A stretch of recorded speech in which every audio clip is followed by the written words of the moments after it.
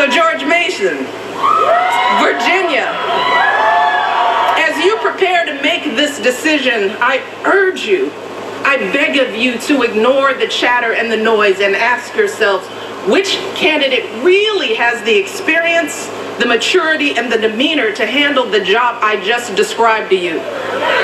Which candidate's words and actions speak to the future we want for our country and the values we share, values like inclusion and opportunity, service, and sacrifice for others? Your answers to these questions on Election Day will determine who sits in the Oval Office after Barack Obama. And let's be clear, elections aren't just about who votes, but who doesn't vote. And that is especially true for young people like all of you. In fact, in 2012, voters under the age of 30 provided the margin of victory for Barack in 4 key battleground states: Pennsylvania, Ohio, Florida, and right here in Virginia. Right here. Without those votes, Barack would have lost those states, and he definitely would have lost that election, period, end of story. So for any of you who might be thinking that my vote doesn't really matter, that one person can't really make a difference in this election, I want you to consider this.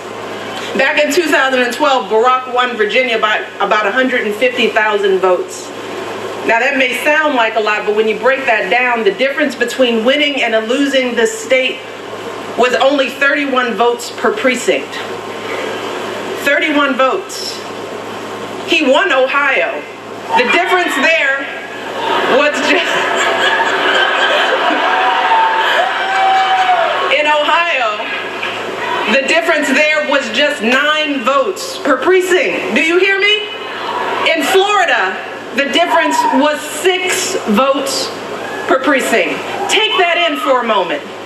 Take that in. Those are real numbers. That's how elections, especially the presidential election, are won and lost on a handful of votes. So there are plenty of states where each of you could swing an entire precinct and win this election for Hillary Clinton just by getting yourselves, your friends, and your few family members registered and out to vote. But it's gonna take work. Yes, we can. It's gonna take work. It's gonna take work. We can do this. We can and we must. But here's the thing, it's not enough to just come to a rally. It isn't. It's not enough to just get a few selfies. It's not enough to just get angry and just speak out. We also have to work and make that change and take action. And that starts with electing folks who will stand with you and fight with you. And that's why you need to get yourself and everyone you know registered to vote today. And we've got volunteers here. I want you all, if you're not registered, I want you to find them.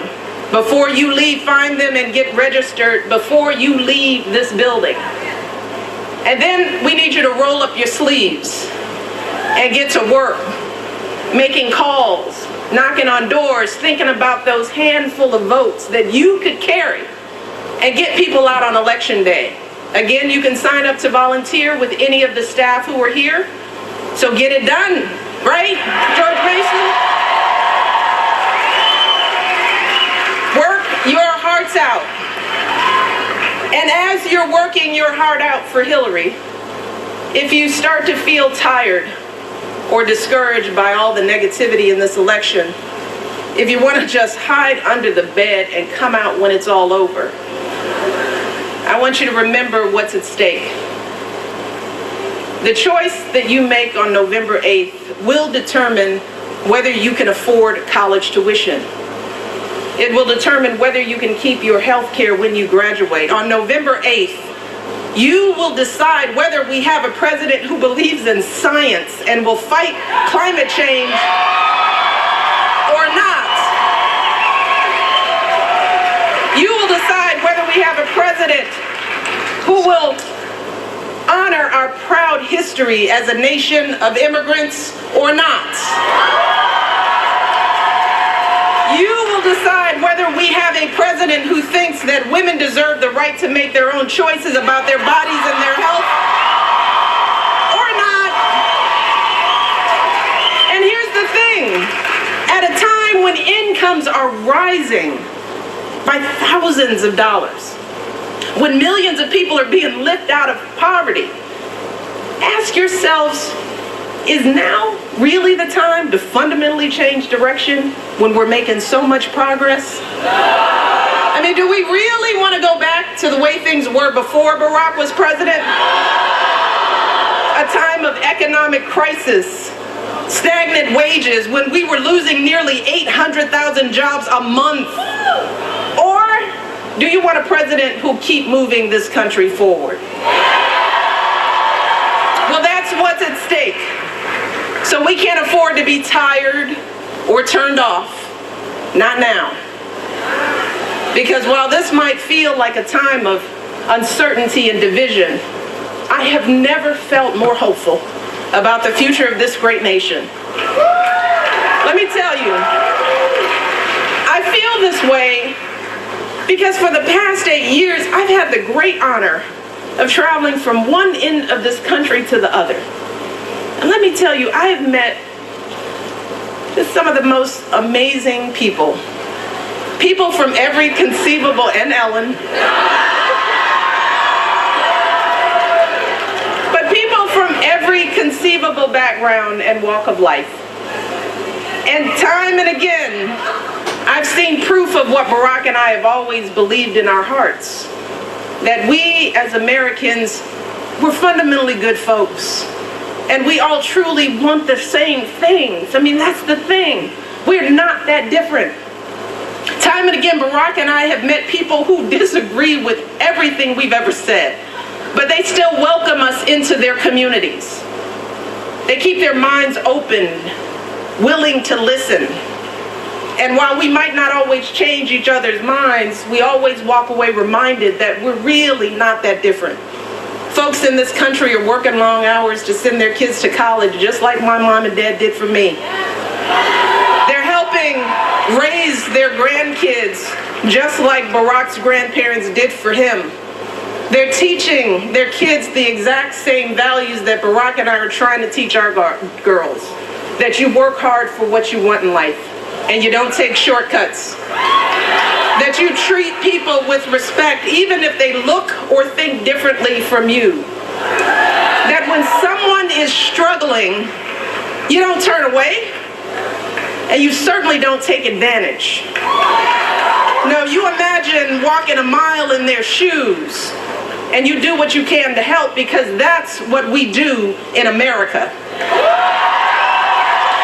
We live in a country where a girl like me from the south side of Chicago, whose great-great-grandfather was a slave, can go to some of the finest universities on earth. We live in a country where a biracial kid from Hawaii named Barack Obama, the son of a single mother, can become president. A country that has always been a beacon for people who have come to our shores and poured their hopes and their prayers and their back-breaking hard work into making this country what it is today. That is what makes America great. Don't ever forget it. And here's the thing. I know in my heart that we deserve a president who can see those truths in us. A president who believes that each of us is part of the American story and we're always stronger together. We deserve a president who can bring out what is best in us. Our kindness and decency, our courage and determination, so we can keep on perfecting our union and passing down those blessings of liberty to our children. Let me tell you this, I have never been more confident that Hillary Clinton will be that president. So here's what I'm pledging for From now until November, I'm going to work as hard as I can to make sure that Hillary and Tim Kaine win this election. I need your help to do that as well. Are you with me? I can't hear you. Are you with me? You got to roll up your sleeves. You got to get to work. Make it happen. Virginia will make the difference in this election. Are you ready, Virginia?